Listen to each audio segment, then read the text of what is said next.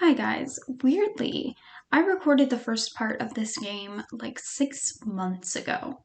I know, that's insane. Um, it was basically I had a lot of priorities going on and this just got pushed to the back burner.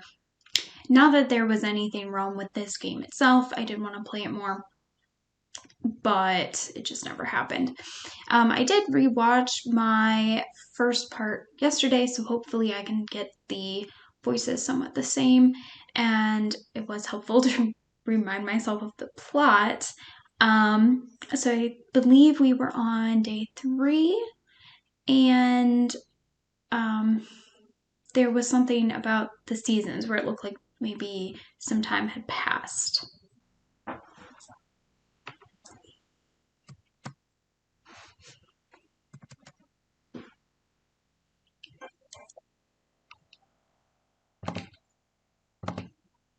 Okay. Oh, it also helps remind me what sort of route I was going for. So basically, we're gonna try our best to not question anything that Elowen is doing, and like choose like the nicer sort of options. Um, I'm assuming that will give us the bad end first, if there's a bad end, or the worser of the two endings. But we'll see. After a restless sleep, Cassidy wrote. Already, I can't read. After a restless sleep, Cassidy awoke to the sun's harsh rays. Mm. She stretched, arching her back to release the tension there. Finally, her gaze went to the front door. There was a distinct lack of a letter beneath it. They must have come in the night. How diligent my brother's agents are. You are a blind fool. All at once, the memories of her argument with Elowen nearly knocked the wind out of her. I cannot believe I divulged such secrets to someone I barely know. Cassidy was puzzled, both at herself and at Elowen's odd behavior. What a shock that was. I'm sure she had her reasons. So we're going to go with I'm sure she had her reasons. Elowen appeared so upset. I wonder if she experienced something similar. Perhaps my blind optimism reminded her too much of it. I'm sure she is only worried for me. I seem to inspire that breed of pity in others. I can understand that. I'm afraid I often come off as quite helpless. I must ask her about her own life.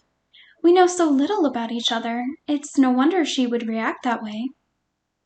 One can only draw conclusions based on what one already knows. Presently, there was a knock at the door. Given how long it had been since her last shipment, as well as the fact that Elowen was far more likely to announce her presence with her words, Cassidy could draw but one conclusion. She waited nearly 10 minutes before opening the door. It was protocol. She knew not who her brother sent, and it was unclear whether they knew whom they were delivering to. The royal family of Varamir had a distinctive look to them. It would not do for too many people to know who she was, or that a former princess dwelled here. And yet she told Elowen who she was pretty quickly. That was something that was getting me when I was rewatching. I'm like, you're in hiding, but you're just telling a stranger who you barely know that you're hiding and who you are. Like, what's to stop her from going and telling them that she's there?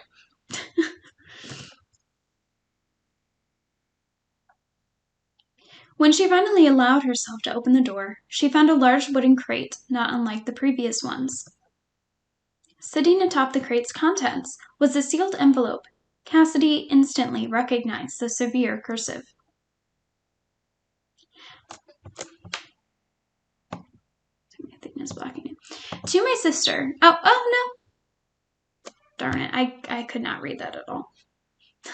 My recording thing was covering it, so I tried to move it, and then it went on. I'm sorry. The last part seemed to have been written later, as the script looked slightly different. I think of you often. I worry about you more often than still. Be safe in the forest and keep to yourself, though I know that is difficult for you.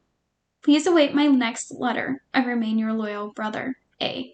Okay, so that was the letter, so we didn't miss it. She read over the letter many times, trying her best to glean affection from it. Alexander has always been a little awkward. I'm sure the last bit was added with some reluctance, after one of his advisers chastised him for the content of his letter. She smiled and ran her fingertips along the part that read, "I think of you often." But then she remembered the sentence about marriage. I already missed what it said. What did it say about marriage? How thoughtful, I don't want to marry. Oh, she's going to get married. Okay, so again, we're going to pick the nicer option. So she's going to think that's thoughtful. I'm sure that Alexander does not wish me to live the rest of my life here. How thoughtful of him to find some way for me to escape exile.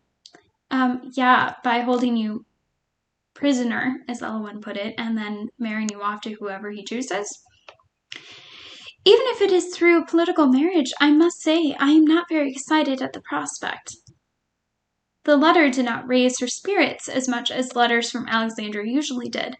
The implication of it weighed on her. Of course I must be useful to the kingdom somehow. Why else would I be alive? If I can be of use, even as a disgraced princess. Cassidy sighed. She could not finish that thought. I'm sorry, guys. Suddenly Cassidy heard a rustling nearby. She looked up from her letter and saw Eowyn standing a few feet away. Eowyn, princess. I am no longer a princess. I don't know why I struggle so much reading. Just because you no longer live in a castle does not mean that you are no longer a princess. Cassidy was reminded of the word marriage once again. Eowyn was right. She was still considered a princess, insofar as a princess could be useful. A long silence passed between them. Both were conscious, no doubt, of the argument that had transpired between them, an argument they had not yet resolved. I'm sorry. Eowyn's eyes widened almost imperceptibly, but Cassidy, staring into the other woman's face as she was, took note.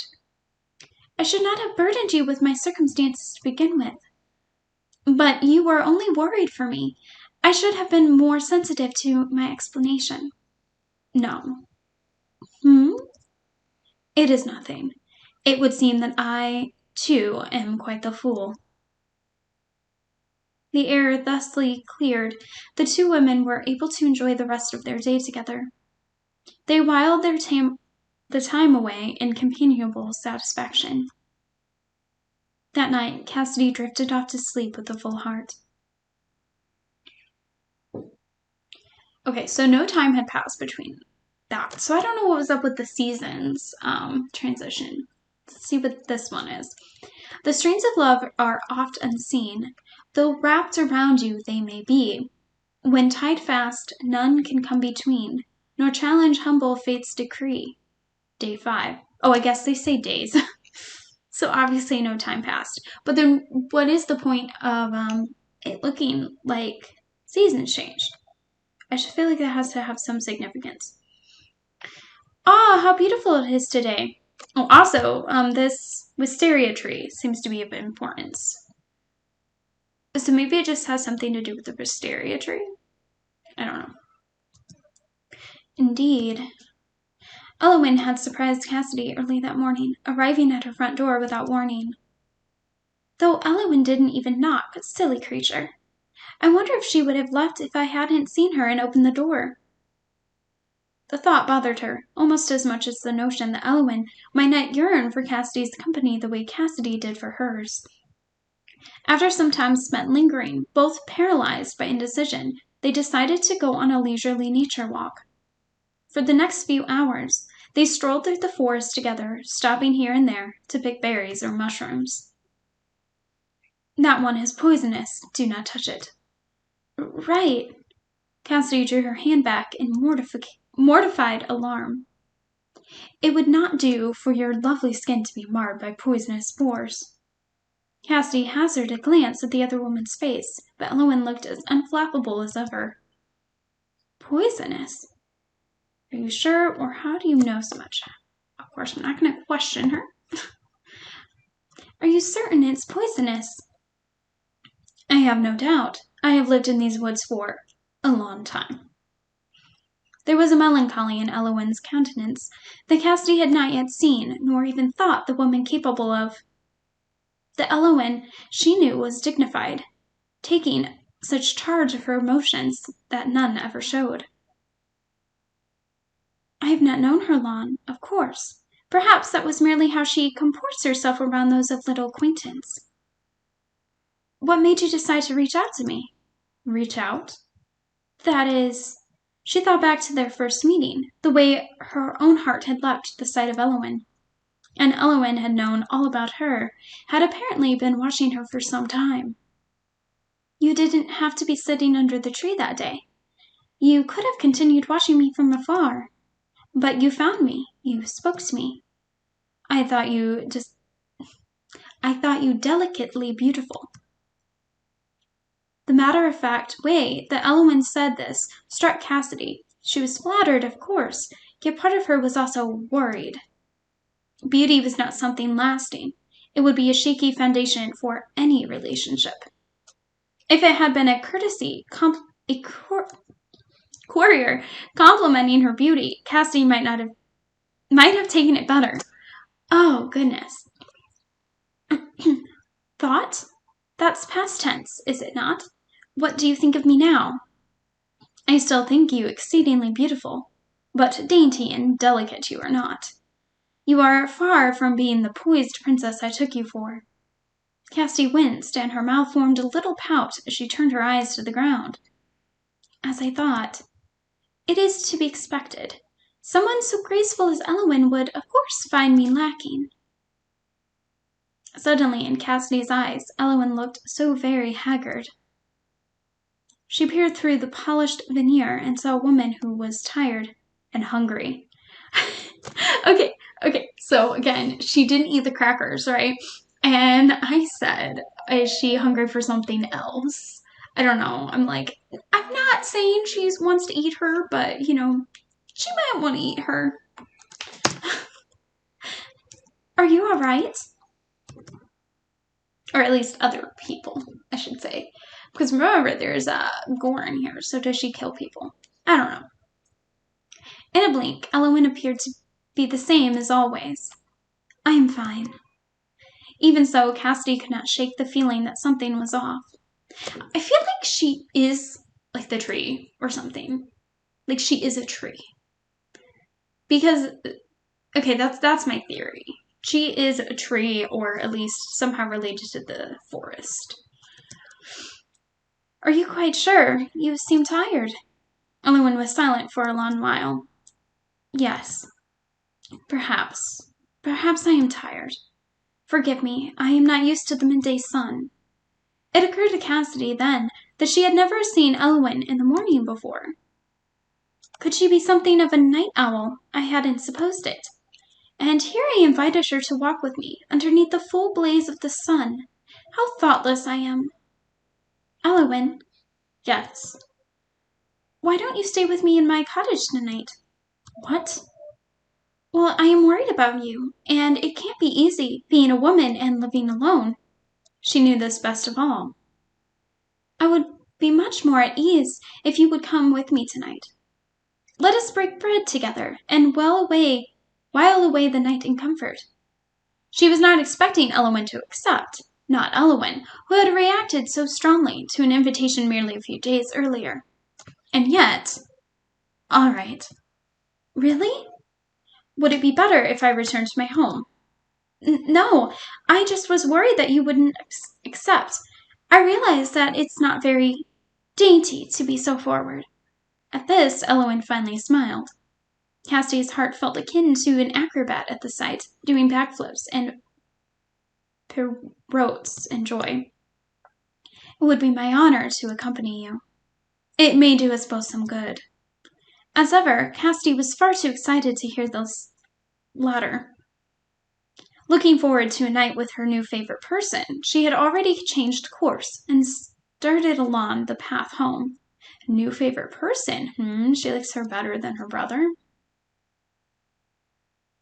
Okay. Cassidy closed the front door behind them and went to the kitchen to put away the plants they'd gathered. Is there anything I can help with? Leave it to me. Just have a seat and rest. You really do look tired. All right. Night soon fell, and the pair supped together. Elowen doesn't eat very much. No wonder she's so thin. Elowen, unaware of being observed so directly, delicately sipped a glass of water. Are you full? I am satisfied. You eat so little. I am worried for your health. I eat enough. I do not like doing anything in excess. I see. Her tone left no room for argument. After dinner, Cassidy cleared the plates and things away and began to get the room ready for sleep. The cottage was not large. Her parlor had to double as her bedroom out of necessity. It was all well and good for a single person, but now that another had been added, Cassidy became acutely aware of the lack of space. There's only one bed. I would gladly sleep on the divan or the ground. I am not choosy. Oh, that won't do at all. You're a guest. Cassidy gulped. Truth be told, she had one other, much more preferable arrangement in mind. We could share the bed. There's room enough for two. I notice you do not offer to sleep on the divan. Ah. Struck by her own lack of graciousness, Cassidy bit her lip, cowed into silence. I am only teasing. If you do not mind being so snug, I will be happy to share the space with you. Nothing will please me more than to be close to you. I mean, yes, wonderful. I shall fetch another pillow then. She flew out of the room to retrieve a spare pillow from the closet, face burning with embarrassment. Aw, that's cute. Do you have enough space? You're not too cramped? I'm fine. Truth be told, I do not mind the proximity. Yeah, that is a small bed to be sharing.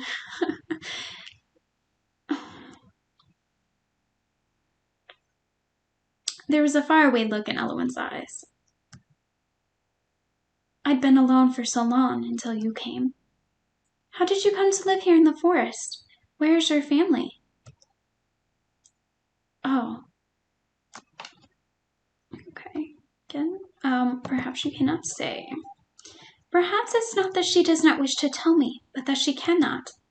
She may have some circumstances that prevent her from speaking on the subject.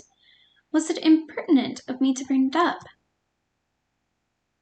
I'm sorry. Is it difficult for you to tell me? It is a trying subject. I'm not quite sure where to begin. She took a deep breath. I've lived here all my life. Once I was not alone, but... Elowen paused and sighed.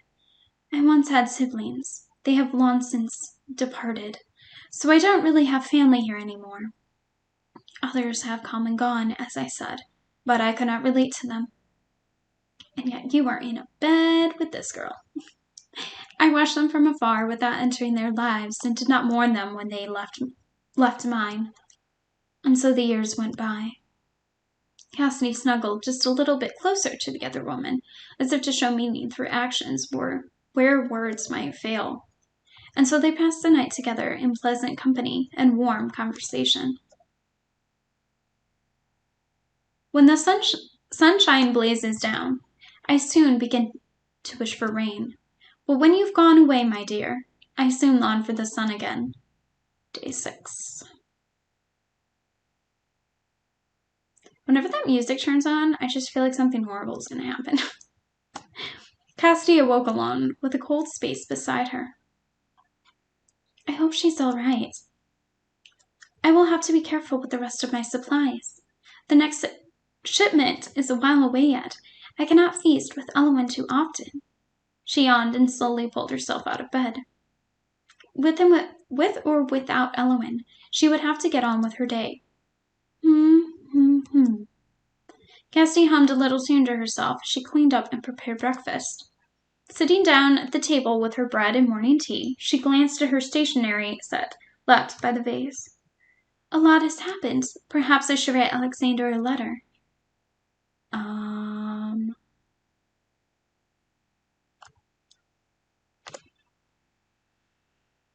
I guess we're going towards what I think is going towards a bad end, right? So we're gonna write him a letter.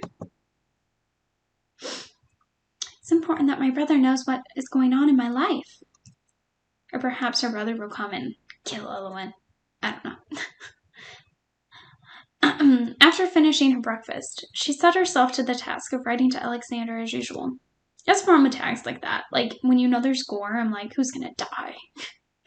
Yet her heart was not all in it. Her handwriting was sloppy.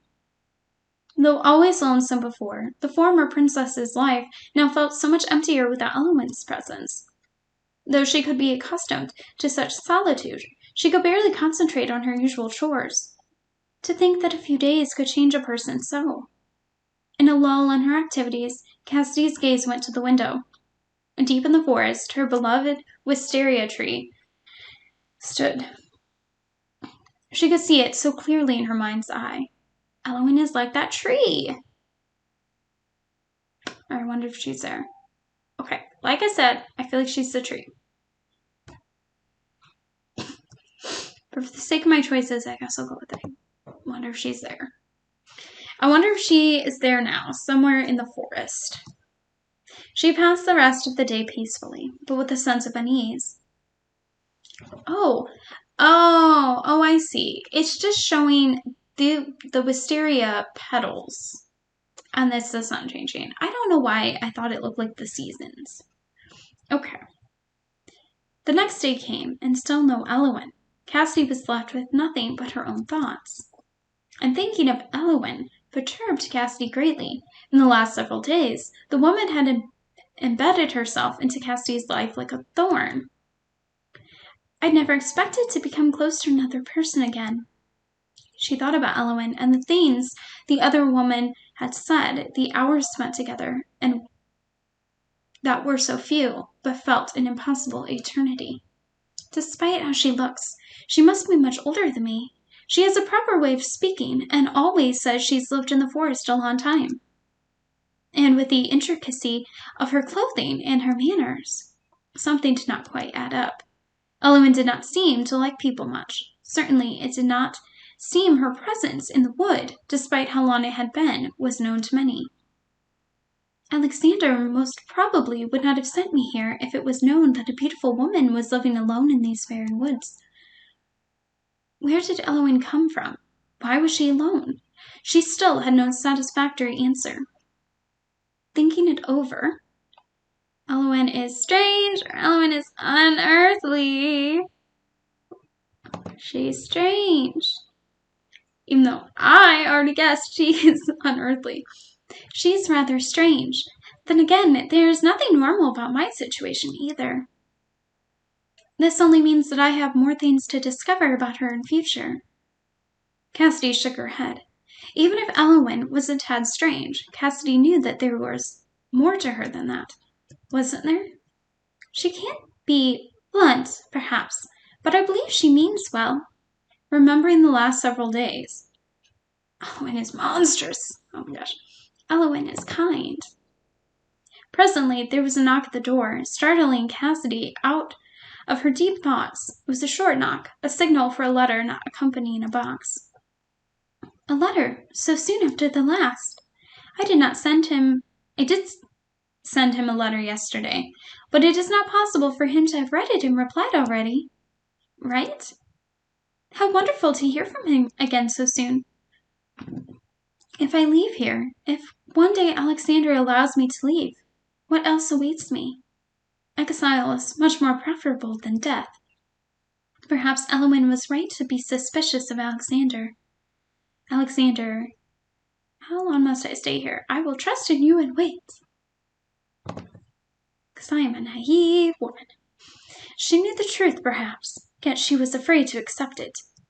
Without her love for her brother, her loyalty to her kingdom, she was nothing. Alexander, I trust that you will do what's best for me and for Varamir. I will await your decision. She could not think of Eowyn, however, without feeling a twinge of guilt. She let out a long sigh. Her thoughts had taken her on a not so merry chase. If I dwell on these thoughts, there will be no end to them. She brewed herself a cup of tea to calm her nerves and began reading a new book. From time to time, her eyes went, somewhat nervously, to the window.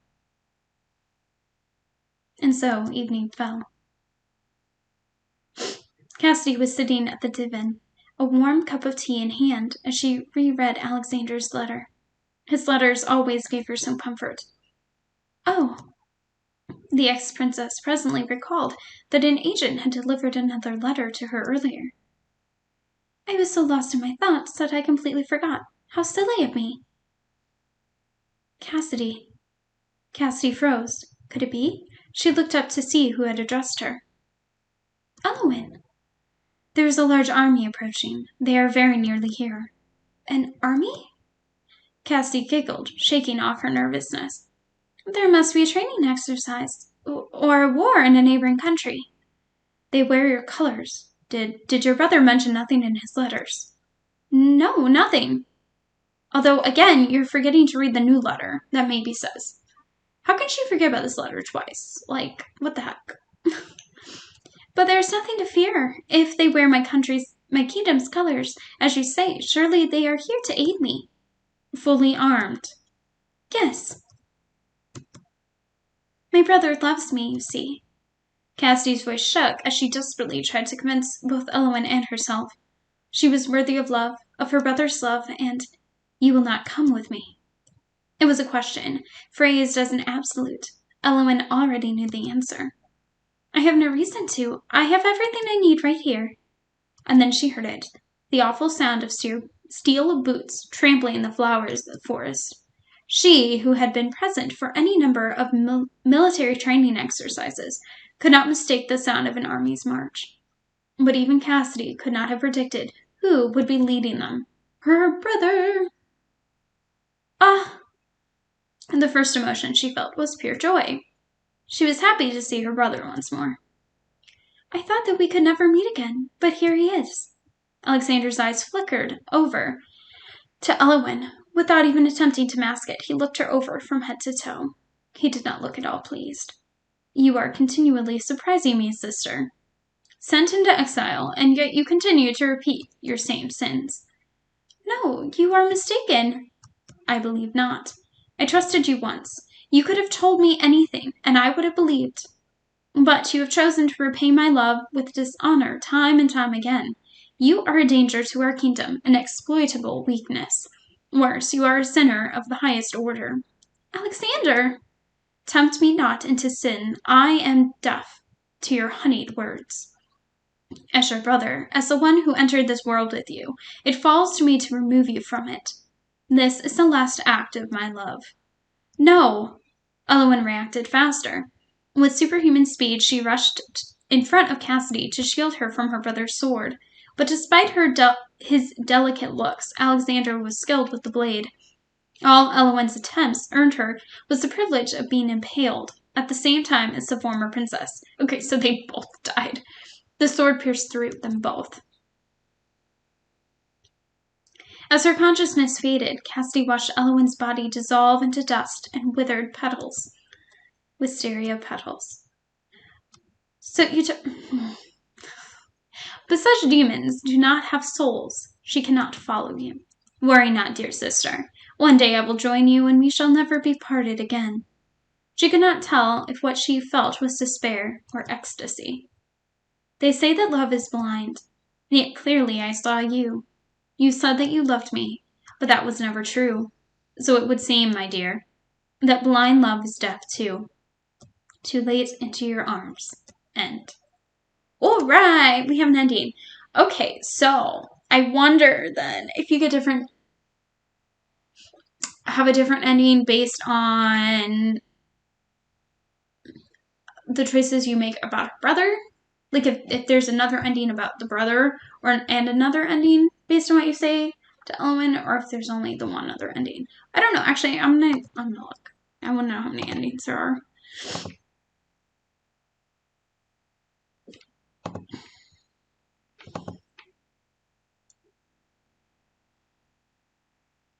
Oh wow, there's 8 endings. And I just got a spoiler. I did not mean to get. And I want to make a comment on it, but I can't because I don't want to spoil it for you as well. But okay, we are going to restart, and I hope this has a fast skip option.